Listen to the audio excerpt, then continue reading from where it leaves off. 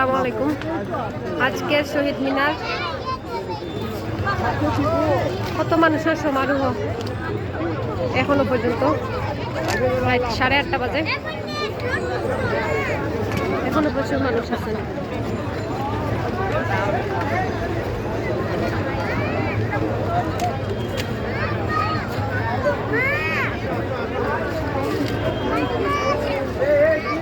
ইনো সব বাচ্চারা উঠছেন, তারা ইনো উঠছেন, তারাও যে ফুল আছে ওটা লইয়া তারা পিন্ধিছেন সবে ফড়ি দিবা উসাম।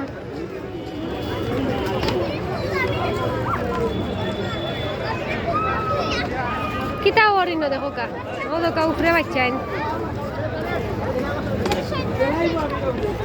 প্রচুর মানুষ।